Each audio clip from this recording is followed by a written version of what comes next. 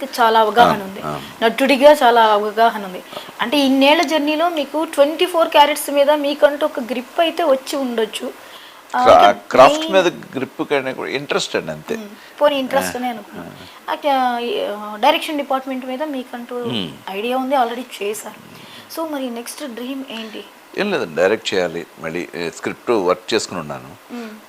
నాకు ఫస్ట్ ఇది అక్షరం అనే సినిమా రావడానికి నా ఫ్రెండ్ లోహిత్ అని, తనకి థ్యాంక్స్ చెప్పాలి. ఎందుకంటే లోహిత్ ఎప్పుడు నేను ఎప్పుడు ఎవరితో ఫ్రెండ్స్తో కూర్చొని ఎక్కువ కథల గురించి మాట్లాడతాను.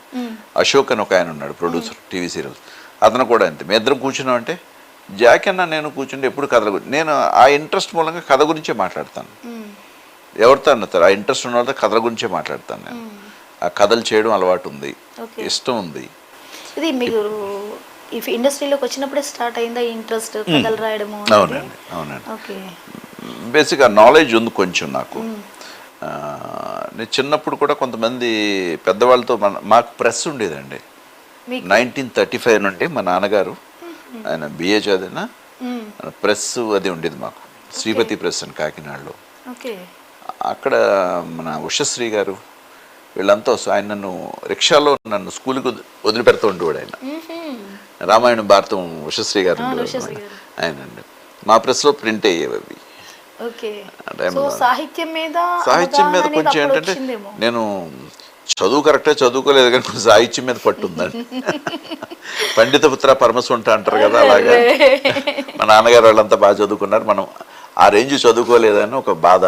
బట్ ఎడ్యుకేషన్ ఉండాలి, ఎడ్యుకేషన్ ప్రాపర్గా ఉండుంటే ఇంకొంచెం బాగుండేది నాకు.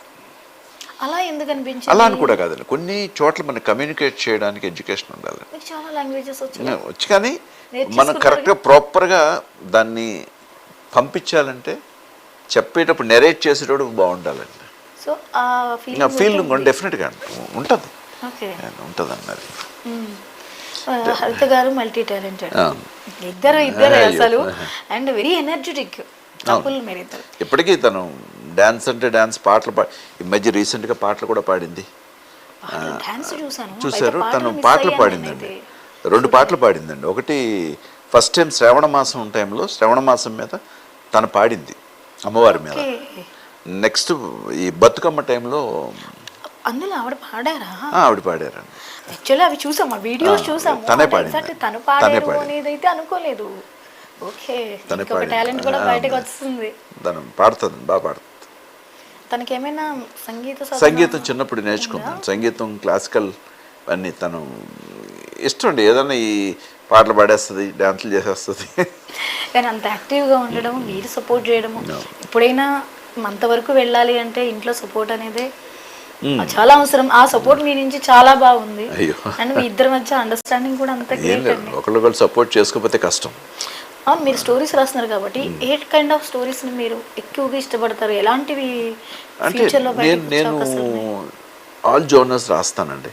నాకున్న ప్రాబ్లం ఏంటంటే నాకు ఒక చోట ఫిక్స్ అయిపోయి ఈ జోనర్ అని కాదు, సోషల్ ఫ్యాంటసీ, ఇప్పుడు జరుగుతున్న కరెంట్ అఫైర్స్ మీద, కామెడీ, ఈ యూత్ఫుల్, అన్ని రకాలు నేను జోనర్స్ టచ్ చేస్తానండి.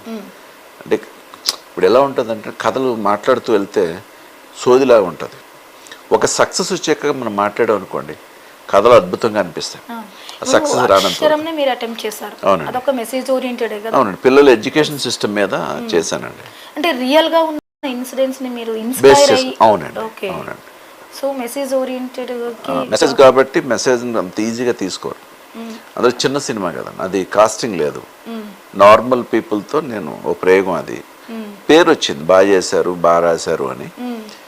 అది పబ్లిక్లోకి, ఒకవేళ ఓటీటీ ప్లాట్ఫామ్స్లోకి మా ప్రొడ్యూసర్లు ట్రై చేస్తున్నారు, ఎవరో యూట్యూబ్లో పెట్టేశారు, దాంతో మార్కెటింగ్కి వెళ్ళడానికి ఇబ్బందిగా ఉంది, కొంతమంది పక్కన తీసి పెట్టేశారు, అది మనం చూసుకోలేదు. అది డెఫినెట్గా మంచి సినిమా అండి, అది మంచి సినిమా. ఆ పిల్లల ఎడ్యుకేషన్ మీద అమ్మని అక్షరాన్ని అమ్మొద్దు అని, అమ్మలాంటి అక్షరాన్ని అమ్మొద్దు, చాలా బాగుంది. అందులోనే చాలా డెప్త్ ఉంది. మరి ఎప్పుడు మళ్ళీ స్క్రిప్ట్లు రెడీ చేసి ఉన్నానండి. కొంచెం ఒక పెద్ద స్క్రిప్ట్ ఒకటి చేశాను, నార్మల్ ఇప్పుడు యూత్ఫుల్ ఇలాంటి స్క్రిప్ట్స్ ఒక 3 రెడీగా ఉన్నాయి, చెయ్యాలి.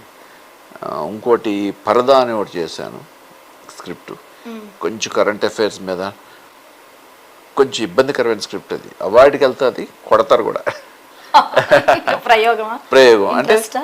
లేకపోతే సొసైటీకి ఏదైనా సొసైటీ చెప్పాలనా? సంబంధించింది అనగానే కొంచెం పొలిటికల్ ఇవన్నీ ఉంటాయి, కొంచెం విమర్శలు ఎక్కువ వస్తాయి. విమర్శలు ఎక్కువ వస్తాయండి. అది ప్రాబ్లం ఉండి దాన్ని స్క్రిప్ట్ చేసి ఉంచాను, రాసి ఉంచాను, కానీ అలా ఉంది. మీ స్క్రిప్టింగ్లో తన సలహాలు ఏమైనా ఉంటాయా? ఏదైనా స్టోరీ రాస్తుంటే షేర్ చేసుకుంటూ ఉంటారు కదా ఇద్దరు. నేను నార్మల్గా చెప్పుకెళ్తానండి, అన్నీ చెప్పను తనకేమీ. సలహా ఇది బాగానే ఉందా